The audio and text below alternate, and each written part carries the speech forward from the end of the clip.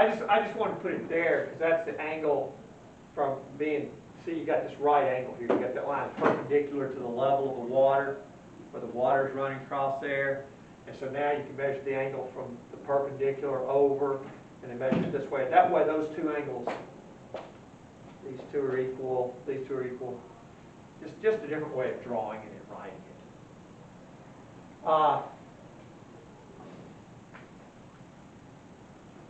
And we've narrowed it down to where if we knew a speed and angle, and we knew an angle here, we could figure out this speed, couldn't we? Yeah. Or if we knew the speed here and the speed here, and we could find one of the angles, we could all automatically, very quickly do what? Find the other angle, right? So, yeah. And that's not what we started the problem wanting to do. We started the problem wanting to know where she would dive in so that she could do what? Minimize the time between the 2 points. Now we don't even have to worry about how far out there she is. What we can do is we can say, okay, we know that she's coming along here and she's going to hit this at a certain angle. And we know how fast she's going to leave when she leaves there. And since we know how fast she's going, we can determine this angle. Or I'm watching it and it goes along and it hits here at this angle and I know how fast it's going, and then I measure the angle that it left there at, and since I know that angle, I can figure out how fast it's going. She's going down here in the water. So you see how we've narrowed this down to just having to know angles at the water and speeds. Because we know that that formula, whatever solves this formula, will give you the minimum time. How do we know whatever solves this formula gives the minimum time? Because how do we get this formula? We went through finding the minimum what? Time. And we know to get the minimum time, this part here and this part must be what? Equal. So we know these two ratios must be equal in order to get minimum time. All right. Yeah, they must be equal to get minimum time. All right. We'll erase a little bit of this because we narrowed it down to just a little bit of thought here. Don't even need that anymore because we got that theta, we got that. All right. Well, I'm not even going to put that up there anymore. And yeah, really we probably should have done this where the 20 was a an A and the 30 was a B, and we'd have an A here and a B here and a D here, but it would still work out where you had A's and B's and D's in the same places as the numbers, still get the same formula right here. Okay. I kind of just like the sharp right there. Oh. Anyone got a comment? Anyone got anything you want to talk to me about on this problem now? Yeah, I'm changing up the way it looks.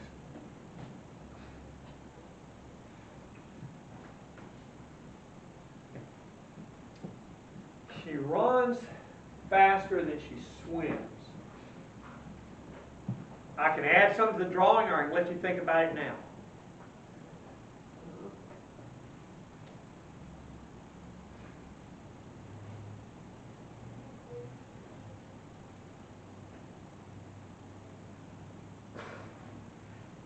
We are now in physics world.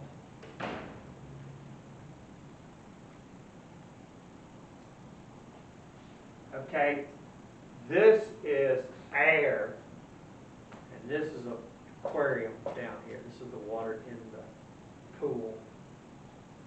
This is water in the pool, and this is above the pool. This is my eye above the pool. Say that again, please. Yes, thank you. Say it real loud. Refraction. Refraction, that formula if you know the refraction, how much the light, the angle of the light here and the angle of the light here, and you know the speed of the light in the air, you can determine how fast the light travels through whatever this liquid is. Or glass. All right? And the catch is, yes, the little particle of light travels at the same speed in both. But when you're measuring how long it takes that little particle of light to get from here to here, in water it takes it longer than if it was the same distance in air. All right? But the little particle itself is moving at the same speed. We're not getting into that at this moment, but it is. But what happens is, that makes the quarter, with the little "In God We Trust," the little head on it and all that, that makes the quarter appear to be over here. Because the light that our eye is interpreting and that our brain is working with, the image is the one that gets there first.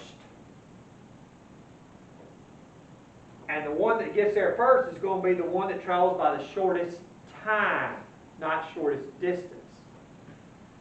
So the light that gets to our eye first is the light that came up through the water. It didn't want to stay in the water because it would be traveling too slow. So it came up through the water, and then when it got out of the water, it bent and it started coming towards our eye. And that's the image that we get in our brain. And so it makes the quarter look like it's over here. Now, it also works with glass. If this were a sheet of glass and this were a sheet of glass, and say you knew how fast it traveled in this sheet of glass, and you wanted to find out how fast it was traveling in this sheet of glass, right? What would you do? You would know this speed, you would know this angle, and then you would measure this angle. Get your little compass and measure the angle of that laser going through there. And then you would know how fast it's traveling in this piece of glass.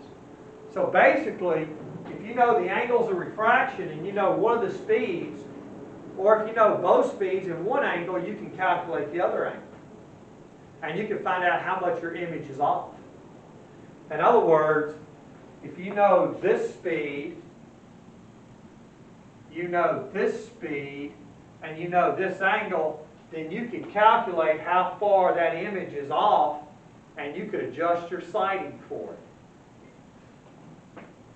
Fair enough? Because you would know, ooh, it looks like it's out there, but the angle is really this much. And it would tell you where it was at. Pretty cool, huh? Yeah. All of your information about refraction is based on light traveling at not minimum distance, but at what? Minimum time. Now, my thought is it's not the light that travels. The light travels, but the light that my eye ends up perceiving is the one that traveled at what? Minimum time. Now, it might be that light travels from point A to point B at minimum time.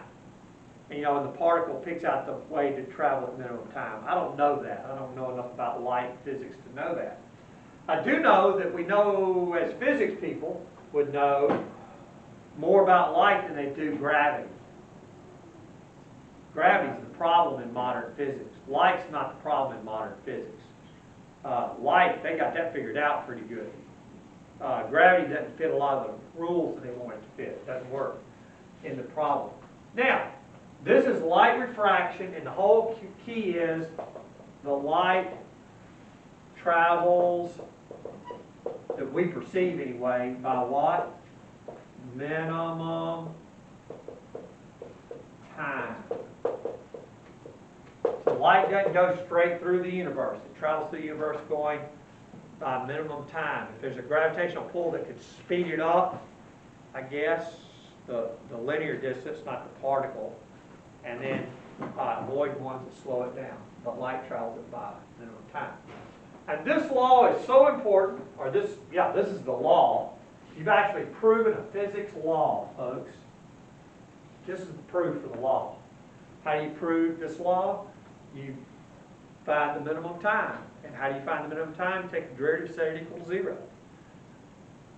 You've used basic calculus, differential calculus, something you learned about, take the derivative, set it equal to 0, to solve or to prove a major law of physics.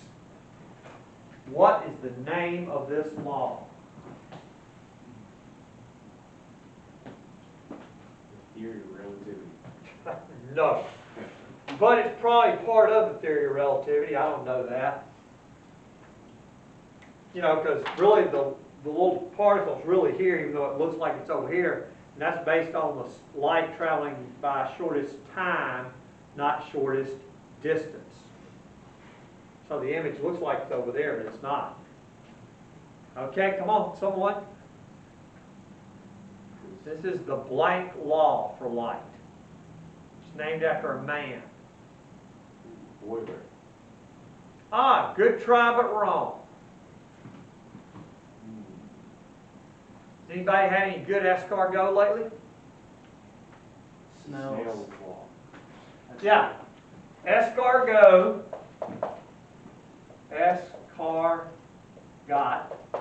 Escargot is snails. Yeah.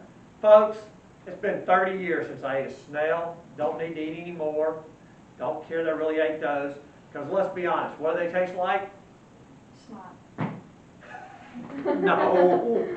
No. Well, okay, they could. They basically taste like Chicken. Plastic. chicken would be a good one. Plastic, no, they don't. The texture's more like Snot. Rubber. shrimp, Snot. but they taste like whatever they're cooked in. Because they just absorb, you know, like you can cook shrimp in different types of seasoning and get different flavor. They're about the same way. The Romans ate lots of snails. They had ponds that they grew the snails in, and they supposedly even, you know, every once in a while would throw some meat in there for the snails to eat, and all this. But the Romans really liked snails. That was one of the delicacies. But, you know, they're probably going to taste like whatever you cook them in, because they basically just absorb the taste. But escargot's beach becomes Snell's law. Except that's spelled wrong. I think he spells his name S-N, it's not Snell's anymore. It's Snell with two L's. Yellow. I think. it's a yellow. Look it up on your calculator and make sure, or I mean on your computer and make sure. Well, yeah. Snell's law of refraction. And Snell's law of refraction, the reason I get a kick out of it is this is something that you, two L's, Yes, that's Snell. is something you can prove with Calc 1. Take the derivative, set it equal to 0. And the good news is you don't really have to finish setting that equal to 0. All you got to do is turn it into this nice little pattern that is Snell's law. That's the good news, because you really did. You know, it was a lot easier to do that than it was to really try to set that equal to 0 and solve it.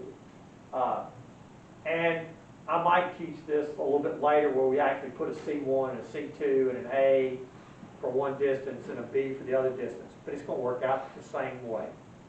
All right? And it gives you Snell's law. Escargot's beach. Now, when she swam out to the guy, she said, do you know that I used a physics law to get to you in the shortest amount of time? And I used calculus, and he says, and she says, what law did I use? And he says, I don't know. And she lets him? No. She lets him become shark food. Yeah. I mean, come on. He didn't know. Let him become shark food. All right. Done for the day. Had fun. Taught something. And I'm going to put it on a recording so that next year when you're in